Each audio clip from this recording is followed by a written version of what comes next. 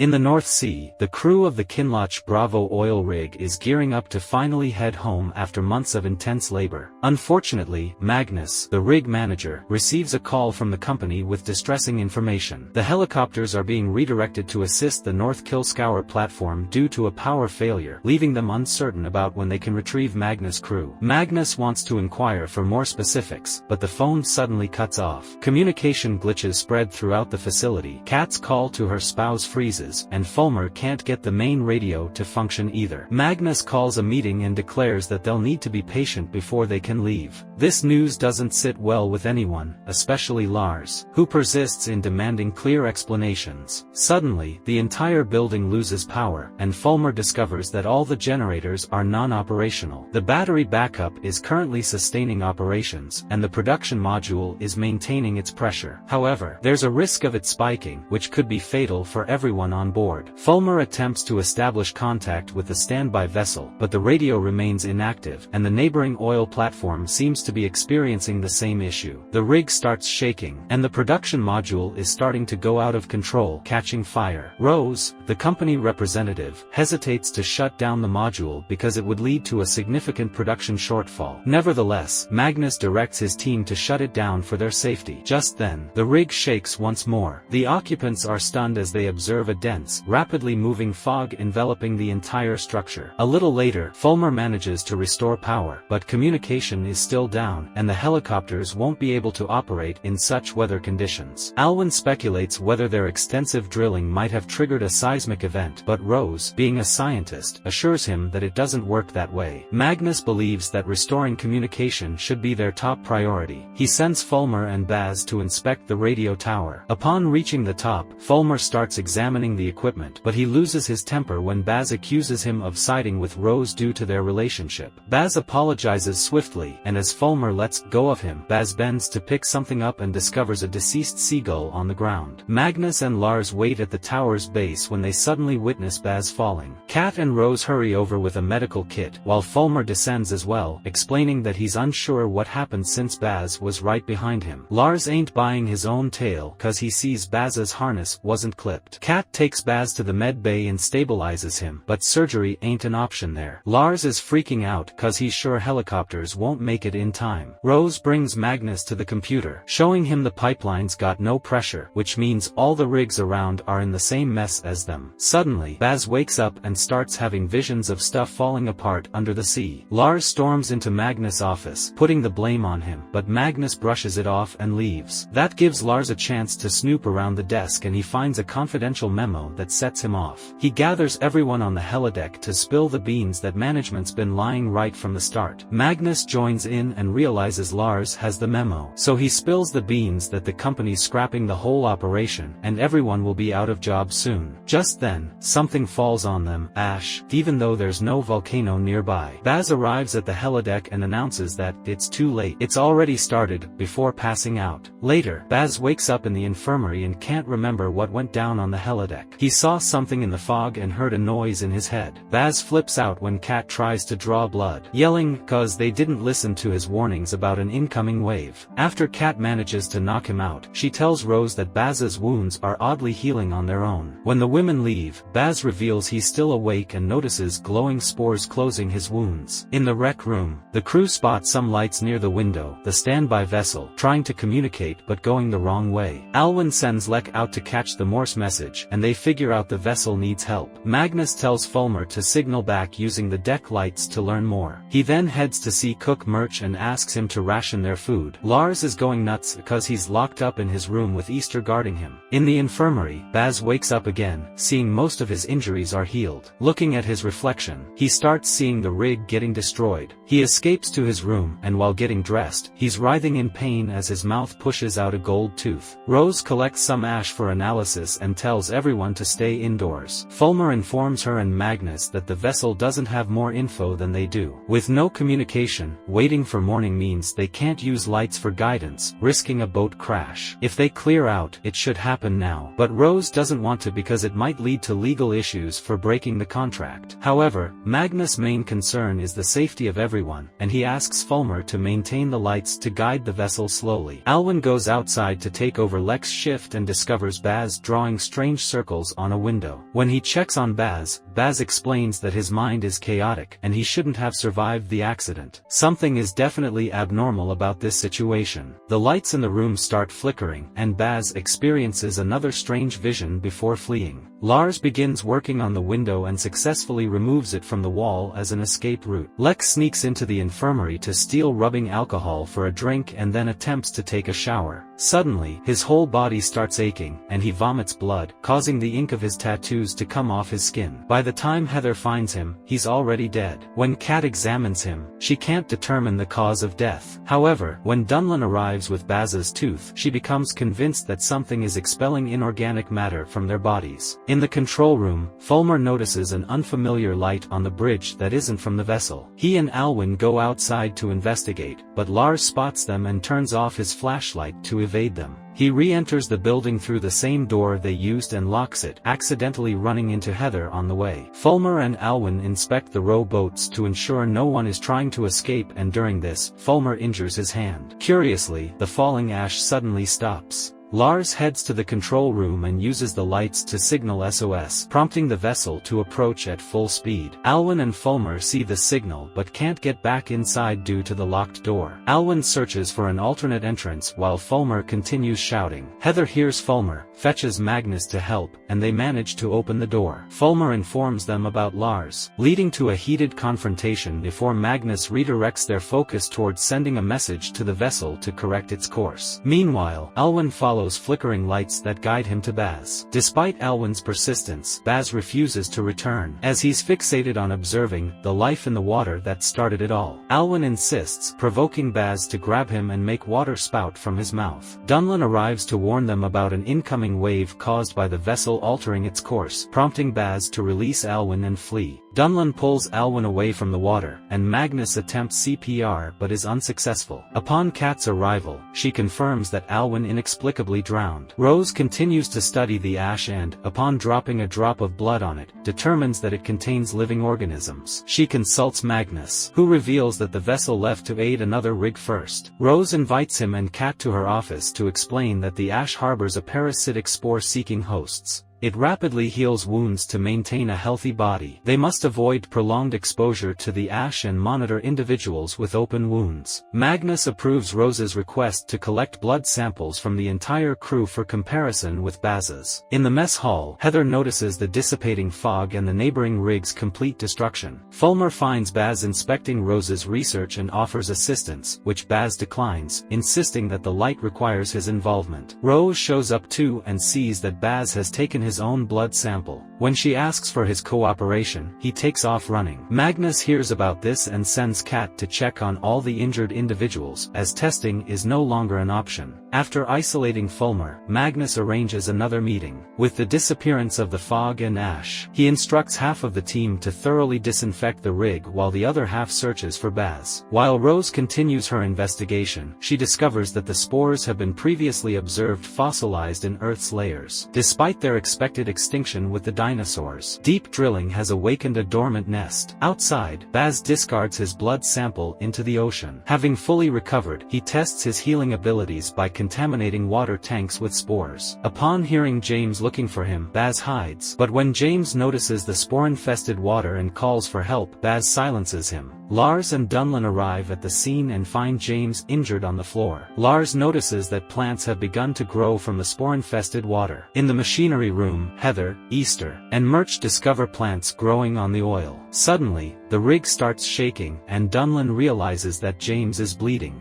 James opens his hand to reveal a lost tooth, indicating infection. In a panic, James attacks Dunlin and flees. The rig's power begins to fail again, prompting Magnus to release Fulmer from isolation to fix the issue. Baz is spotted by Heather, who follows him to a mud pit where he's cultivating plants. Baz explains that an ancient memory compels him to defend the rig as it's under attack. If it perishes, everyone will suffer. James arrives, having joined Baz's cause. The team notices Heather's absence, and Lars goes to rescue her, causing Baz and James to flee before Heather can get more information. Fulmer successfully restores power, but they realize the flare on the production module is missing. To prevent an explosion, they must disconnect it manually. Located in the mud pit where spores could infect them, they opt to reignite the flare manually, and Fulmer volunteers to take the risk. Easter operates the crane to position Fulmer closer to the module. Despite being hit by the flames, Fulmer manages to reignite the flare. He's then taken to the infirmary for serious burns. In the mud pit, Baz's visions worsen, leading him to believe they must shut down the rig's system to halt the attack. James attempts to close the valve, but the pipes are pressurized, risking an explosion. They decide to access the system at the source instead. Later, Fulmer, Rose, and Heather collaborate on research after a visit from Rose. Fulmer unconsciously draws circles on a pad, reminiscent of Baz's actions. Magnus summons them to the control room, where he discovers Baz's attempt to bypass well safeties, causing extremely high pressure. Unable to regain control remotely, they decide to use the Bullseye ROV. Easter operates the ROV, capturing underwater images revealing circles formed on the land due to earthquakes. Fulmer recognizes these shapes from his drawings. The ROV approaches the wellhead and successfully shuts it off, infuriating Baz. He tries to access the system directly from the CPU, triggering an alarm. They enlist Fulmer to disable it. Suddenly, Easter's phone receives a message, indicating that communications are restored. Magnus contacts the Coast Guard, and Fulmer searches for the meaning behind the communicating circles. Rose is searching through the company's computer system for containers that Heather found, which were previously unknown to everyone. During her search, she stumbles upon a project called Syrian that she doesn't have access to. She also discovers drawings made by Fulmer. She gives her wife, Kat, a call. Kat explains that the company assured the families that the crew is safe but mentioned ongoing electrical issues. Just then, a fog rolls into the city, causing a power outage for the people on land. The internet signal goes down, and the guard is unable to receive Magnus' pleas for help. Baz utilizes his abilities with spores to establish a connection with Fulmer's body, leading to faster healing. Fulmer starts hearing Baz's voice in his mind and rushes to the bathroom to inspect his wounds. Rose notices Fulmer's absence and goes to check on him. This startles Fulmer, as he momentarily sees Baz's reflection in the mirror. He opens up to Rose, confessing everything to her. In a comforting gesture, Rose kisses him. This triggers a vision in Fulmer where he witnesses her suffering, and he sees Baz's apparition urging him to join. Hours later, Rose checks on Fulmer again,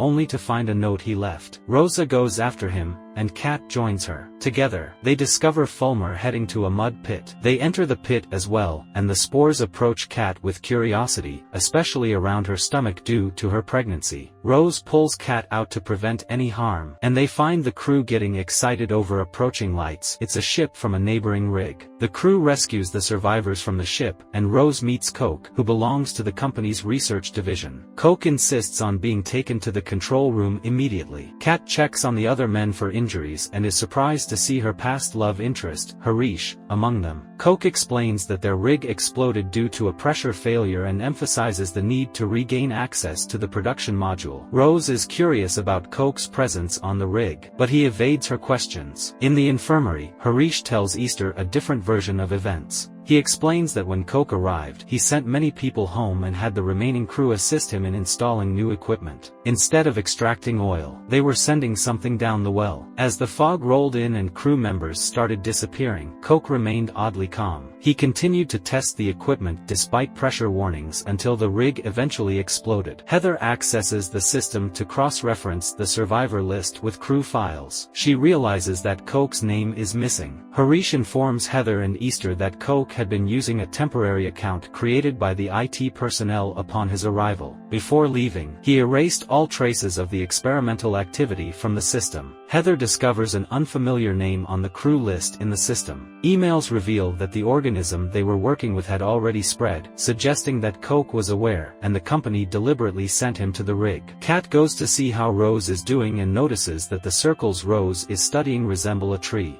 This makes Rose consider the possibility that these circles might be how the spores are keeping track of time. The gaps between the rings indicate the 5 major mass extinction events. This suggests that the most recent ring, which is closing in quickly, represents the present time and could lead to their demise. Coke explains that a similar scenario happened on his rig where infected individuals opened a well, causing an explosion. He wants to send a team to the production module, but Magnus is unwilling to take the risk. Rose speculates that the containers and testing are part of the secret of Project Syrian. Fulmer finally joins his friends Baz and James, noticing that his mind is clearer than theirs. Baz explains that he hasn't been exposed to the spores for as long, but their influence will soon take over. He offers to help Fulmer control the spores if Fulmer agrees to work with the system. Fulmer starts working on the task of shutting down an alarm, a process that will take some time. Dunlin, Lars, and Murch arrange a private meeting with Coke due to their dissatisfaction with Magnus' decisions. They want to hear Coke's suggestions. Coke proposes using the carbon dioxide from the secret containers to incapacitate Baz. The plan involves connecting the carbon dioxide to the ventilation system from the mud pit. The trio acquires canisters from the containers, and Dunlin becomes suspicious upon noticing that the carbon dioxide is mixed with something else. They set up the canisters in the mud pit, connecting them to the ventilation shafts while protecting themselves with masks. James and Fulmer are sent by Baz to investigate, and James encounters the trio, but suddenly starts vomiting blood on them. The group realizes that the carbon dioxide is not just incapacitating, but lethally affecting both James and the plants. Lars and Murch flee, and Dunlin follows suit only after confirming James cannot be saved. Fulmer attempts to deactivate the ventilation system but ends up passing out along with Baz. In the control room, Kat discovers Coke sealing off the doors around the mud pit after Lars and Murch escape, leaving Dunlin trapped inside. Dunlin succumbs to lack of oxygen. Heather and Harish inform Rose and Magnus about Coke's actions and confront him. Coke justifies his actions as necessary for survival. Magnus opens the doors, but access to the ventilation pits is denied. Rose goes down to the mud pit, dons a mask taken from Lars, manually halts the ventilation, and checks on Fulmer. When Rose accidentally comes into contact with the plants, the spores react and revive Fulmer. They all escape the pit together while Baz also wakes up, and the final ring closes underwater. Magnus meets with Harish to get the true story. Coke pushed the testing to the max because he wanted to eliminate the spore, and losing the rig was just collateral damage to survive. The ship came to rescue them but crashed, so they cleared the system and escaped on a small lifeboat, leaving others behind to die. Later, Magnus questions Coke, who reveals that this has all been company policy. They're focused on preserving their oil reserves and want to keep drilling uninterrupted. Coke was sent to eliminate the spore. If they don't stop it now, it will spread worldwide. To survive, they must eliminate every infected person. Magnus discusses options with Rose. She believes killing the infected won't solve the issue and plans to work with Fulmer to find an alternative. Fulmer might communicate with the spore like Baz does, suggesting cooperation instead of aggression. In the pit, Baz senses the spore shutting him out, and another earthquake rocks the rig. Fulmer connects with Baz through a small plant and discovers the spores are triggering a massive slide to cleanse the ocean. Rose points out that the spore forms a living network across the sea floor globally, so attacking it here won't suffice. She suggests convincing Baz to stop the spore through their bond. Magnus prefers teaming up with Coke, but the group supports Rose's theory. Magnus grants permission to try. They enter the pit, where Magnus keeps seeing visions of his deceased son. They find Baz amidst a cloud of spores, lamenting failure. Coke searches for Harish, mentioning incoming helicopters. He offers to save Harish and his boyfriend if Harish aids in completing his mission. Harish suspects Coke's ulterior motive and secretly activates microphones,